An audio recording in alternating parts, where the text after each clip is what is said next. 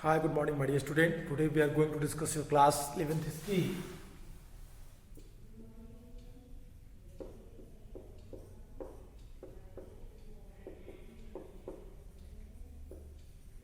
Class 11th history. Chapter The Changing Cultural Tradition.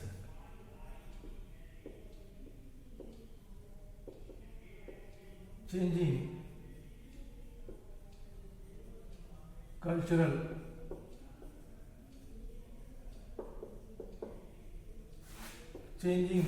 tradition. My dear student,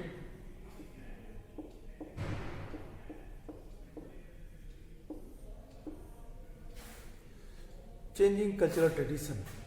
In this chapter, we studied the introduction of this chapter. We also read about that the humanist view of history, science and universities and humanism,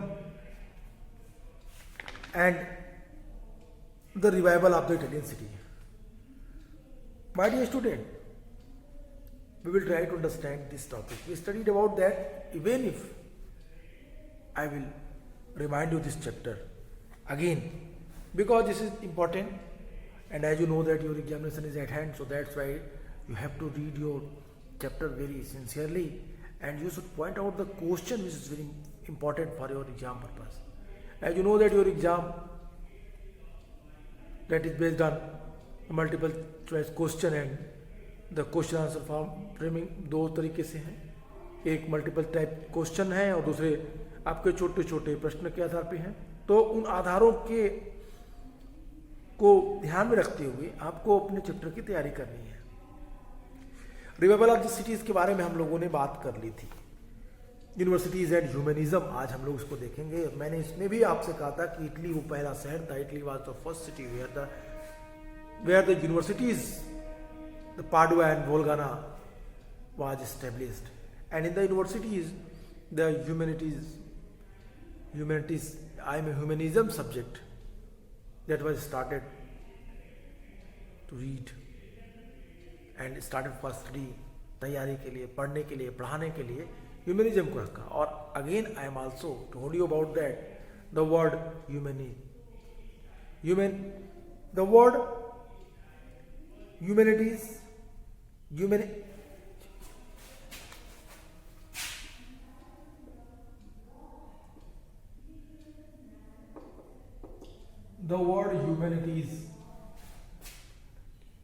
humanities जो शब्द है, अगर आप इसको देखें तो humanities शब्द कई सारी चीजों को एक्सप्लेन करता है.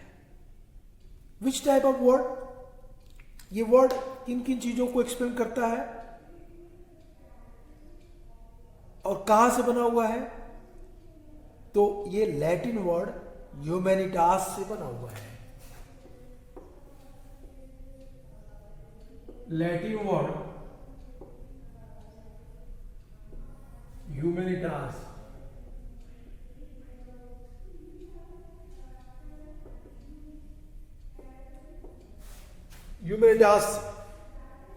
लैटिन वर्ड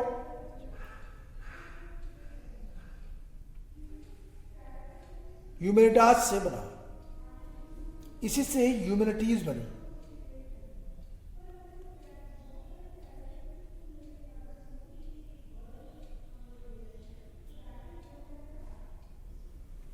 और अब ये ह्यूमैनिटी जो सब्जेक्ट है, अगर बात करें ह्यूमैनिटी जो वर्ड है, ये लैटिन वर्ड जिससे ये बना, अगर ये ह्यूमैनिटीज वर्ड किसने दिया, एक क्वेश्चन और पूछे जाते हैं. तो दैट इज वेरी इंपॉर्टेंट, आपको इसको जानना चाहिए. कहता है कि एक लॉयर थे,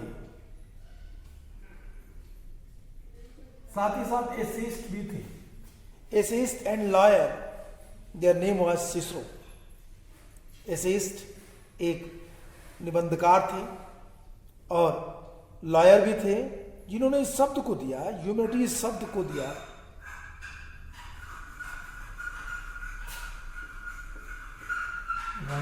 IST एसेइस्ट. तो ये जो लॉयर है ये एसेइस्ट भी थे. नाम था इनका what? Cicero.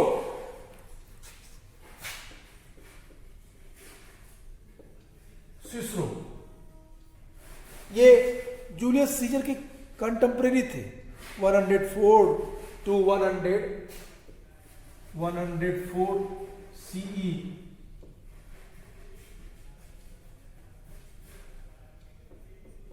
to 104 CE to 143 C के बीच सिसरो पैदा हुआ। सिसरो ने ही सबसे पहले इस शब्द को दिया, इसकी व्याख्या की। उन्होंने कहा ह्यूमनिटीज किसे कहते हैं, human.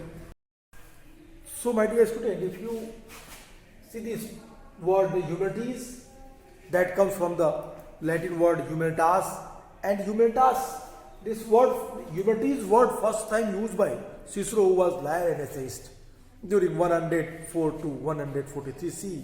He was contemporary of Julius Caesar and he used that word first time. अब यहाँ पे जो वर्ड यूज किया गया है ह्यूमनिटिस्ट और ह्यूमनिटिज्म, इस वर्ड का यूज और इस वर्ड का प्रयोग सबसे पहले हमने आप जैसा डिस्कस किया कि सिसरो ने सबसे पहले इसका यूज किया, इस शब्द का इस्तेमाल किया, और फिर ये word the Latin word humanities,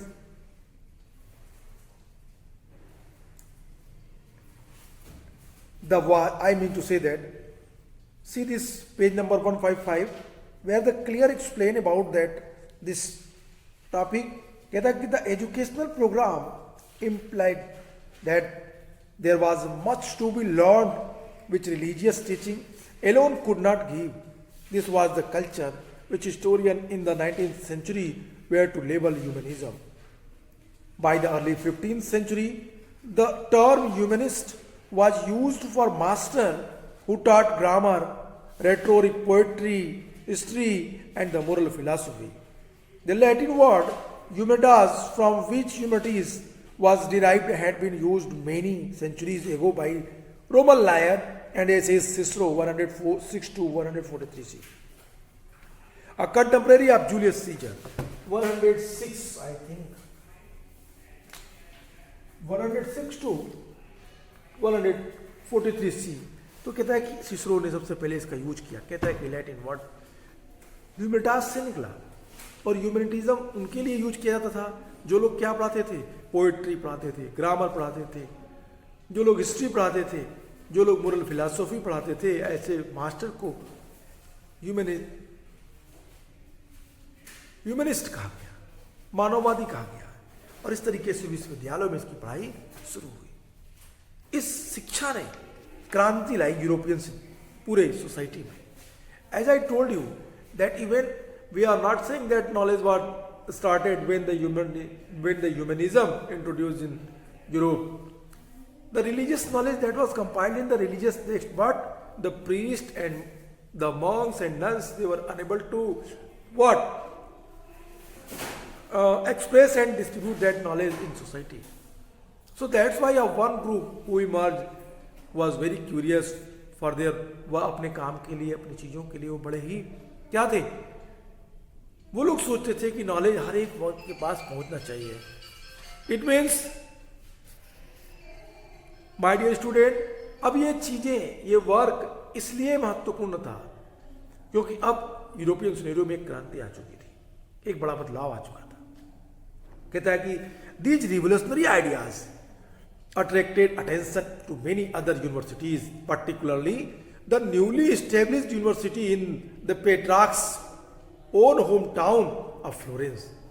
Till the end of the 13th century, this city had not made a mark as a center of trade or learning, but things changed dramatically in the 15th century. A city is known by its great citizen as much as by wealth. The Florence had come to be known because of Dante Alighieri, a layman who wrote on the religious themes, and the Giotto, an artist who painted life like the portrait, very different from the strip figure done by earlier artists from then, that developed as the not exciting intellectual city in Italy and as center of the artist's creativity. The term Renaissance man is often used to describe a person with many talents and skills because many of the individuals who became well known at this time were people of many parts. They were scholar, diplomat, theologian, artist, and combination of this. ये सारी चीजें, अब एक व्यक्ति जो modern human था, जिसके बारे में यूरोप में मॉडर्न ह्यूमन का कॉन्सेप्ट आया, वो ऐसा व्यक्ति जिस एक व्यक्ति के पास तमाम सारी विद्याएं, तमाम सारी विद्याओं में महारत था उसके पास। अगर इन चीजों को ध्यान से देखें तो जो सेंचुरी के लास्ट तक आते आते व्यापार और एजुकेशन में काफी प्रगति हुई। यह तरक्की उन 15 शताब्दियों में से 15th सेंचुरी में कुछ इस तरह बदल गई कि अब इससे सामान्य जनमानस प्रभावित होने लगा। किसी भी नगर की पहचान उसके महान नागरिकों के साथ साथ उसकी संपन्नता से भी होती थी। कोई सिटी कितना महान है, ये चीजें उस शहर में रहने वाले विद्वान लोगों के ऊपर डिपेंड था, उसकी प्रॉस्पेरिटी पे था। फ्लोरेंस की प्रसिद्धि थी, फ्लोरेंस की प्रसिद्धि में दो लोगों का बड़ा हाथ था। उनमें एक व्यक्ति थे दांते अगिलहारी, जो किसी धार्मिक संप्रदाय विशेष से संबंधित नहीं थे, पर उन्होंने अपनी कलम धार्मिक विषयों पर चलाई थी।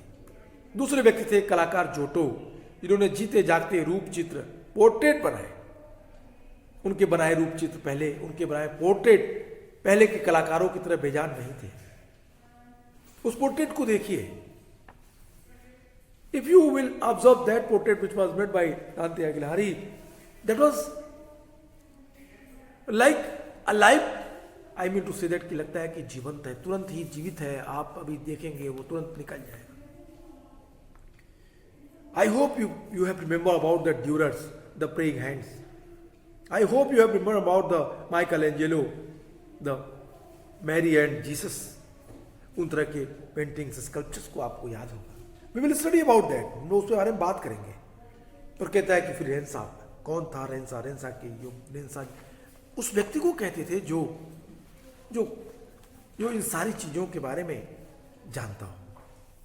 इन last class I categorise that the time period, the पेरिडाइजेशन।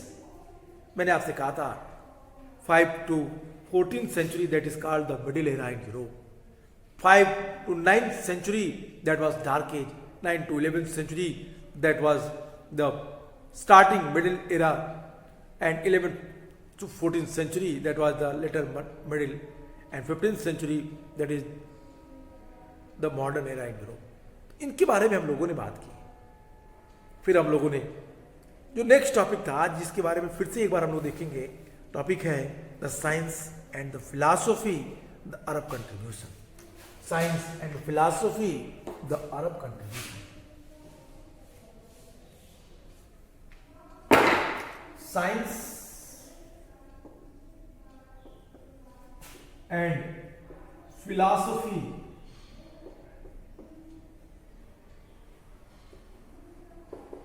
science and philosophy, the Arabs' contribution. The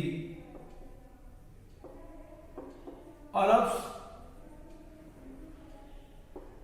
contribution. अरब का क्या कंट्रीब्यूशन था साइंस और फिलॉसफी के डेवलपमेंट में, ये टॉपिक ये महत्वपूर्ण टॉपिक है। इफ यू सी, अगर आप किताबों को देखें तो वहां पे कहता है कि जो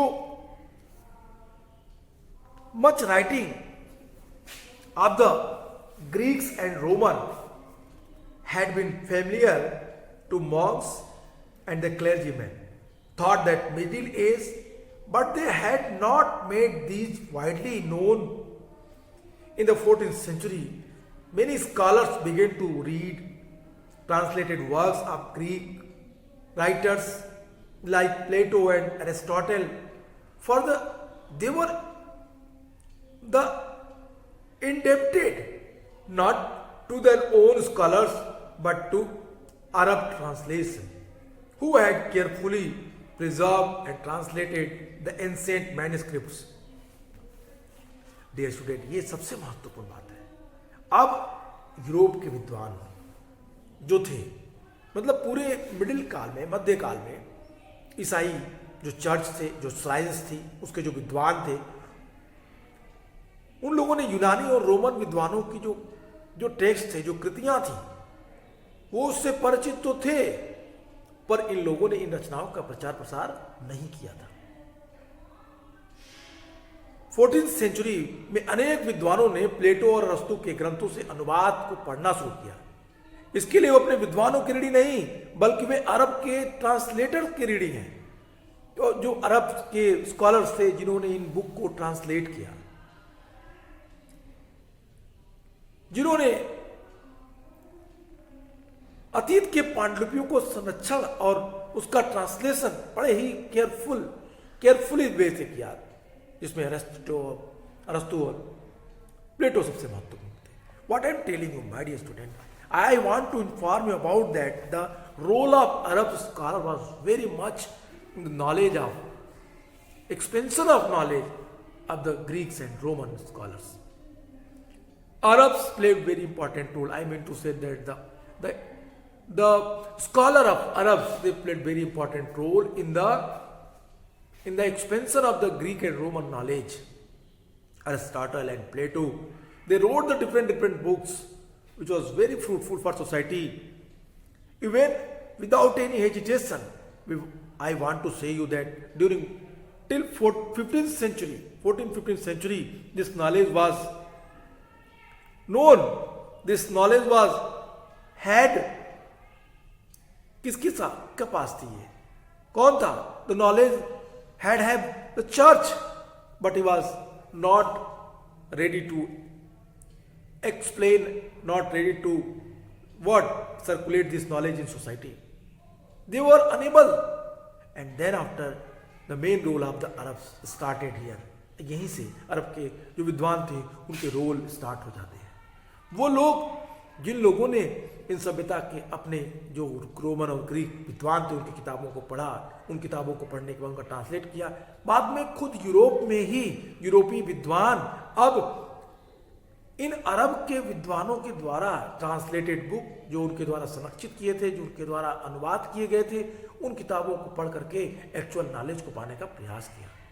ये अपने में यूनिक और महत्वपूर्ण था, ये अपने विशेषताओं को बताने वाला था।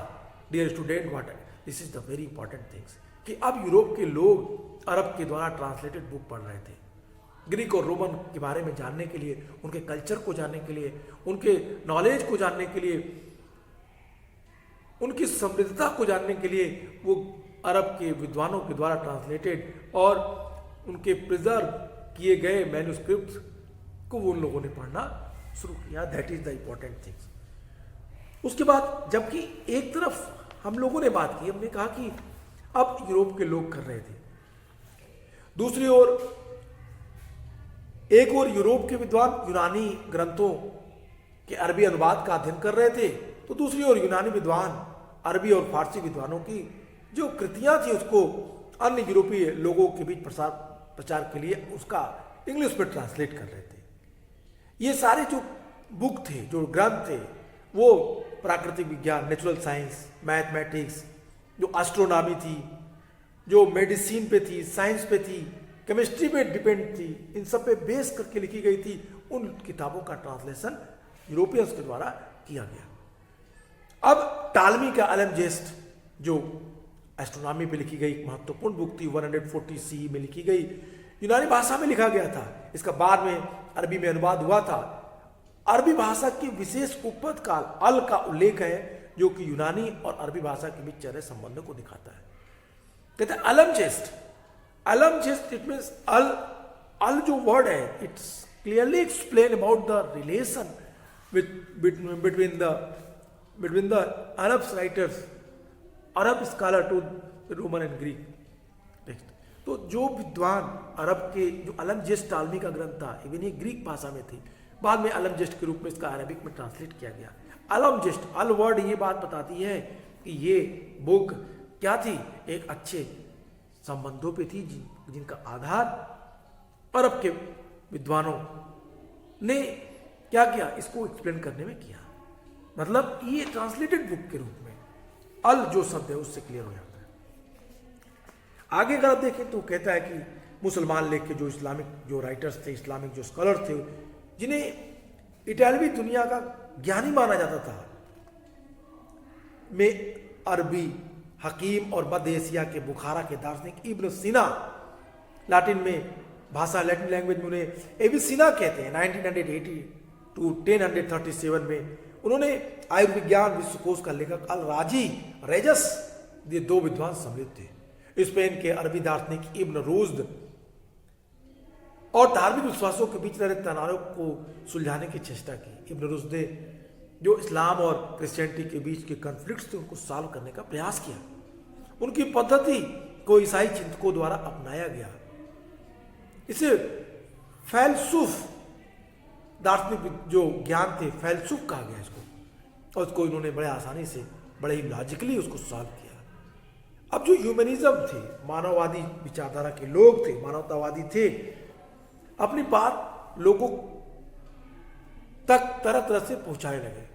यदि विश्वविद्यालयों में जो सिलेबस बना, वो सिलेबस लॉ पे, आयुर्विज्ञान पे, धर्मशास्त्र का दबदबा रहा था, फिर भी मानववादी जो विषय थे धीरे धीरे स्कूलों में अब पढ़ाया जाने लगा। ये सिर्फ इटली में ही नहीं बल्कि यूरोप के अन्य देशों में भी हुआ। मैंने आपसे कहा कि इनके अलावा दो जो अरब लेखक थे उनमें कुछ लोगों के नाम मैंने लिए हैं। मैंने कहा इब्न सीना, फिर मैंने इब्न सीना के बाद एक विद्वान का और नाम लिया। मैंने कहा कि इब्न रसूद, दोनों अपने अपने में अपने नॉलेज के मामले में विद्वान थे। इब्न सीना he was the great, not only writers, he was the great man, intellectual man. He translated the different book in the Greek to Arabic form. उसने अरबी एस्ट्रोनॉमी पे काम किया। इब्न रसूद फलसूफ, it means the philosophical knowledge. The conflict between the Christianity and Islam on the basis of their philosophical knowledge, philosoph.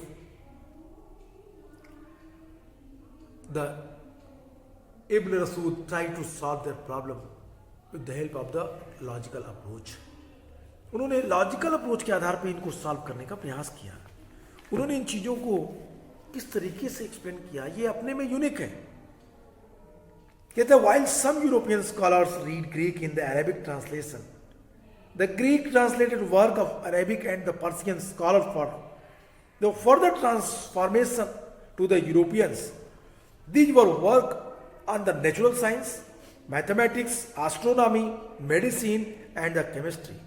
Ptolemy's Alamjes, a work on astronomy written in Greek before 140 CE and later translated into Arabic, carries the definite article al, which bring out the Arabic connection among the Muslim writers who were regarded as a man of wisdom in the Italian world were Ibn Sina, Avicenna in Latin 980 to 1037, and the Arab physician and the philosopher of Bukhara in the Central Asia, and Al-Razi, author of Medical Encyclopedia.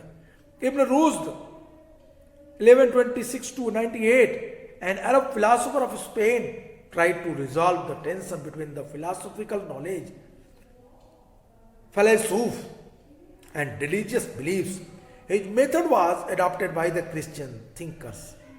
Humanists reached out the people in the variety of ways, thought that the curricula in universities they continued to be dominated by law, medicine, and theology.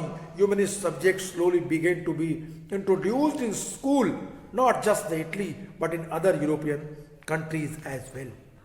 Dear student, तो अब एक सबसे महत्वपूर्ण बात थी, even without any hesitation, you have to understand that the middle era, the main subject which was in syllabus of the universities, no doubt to say that इन पे किसका अधिकार था? धार्मिक नॉलेज हो, रिलीजियस टेक्स्ट का। बट वी हैड सीन कि समय समय पे इसमें बदलाव हुआ, चेंजेज हुआ, और अब ह्यूमैनिटीज के सब्जेक्ट भी पढ़ाए जाने लगे। ह्यूमनिज्म भी धीरे धीरे प्रभावी होने लगा, स्कूलों कॉलेजों में उनके विषयों को एक बार फिर से लिया जाने लगा। नेक्स्ट टॉपिक है which we are going to read, the topic is the artist and realism. The artist and realism. Artist and realism, ये artist and realism, artist means कलाकार, यथार्थ, जो कला का यथार्थ रूप में विकास दिखाई देता है, मतलब कलाकार और यथार्थवाद एक रूप में उसकी व्याख्या। आइए देखते हैं क्या कहता है ऑथर। कहता है formal education was not the only way through which humanist saved the mind of their age. Art, architecture, and book were wonderfully effective in the transmitting humanist ideas.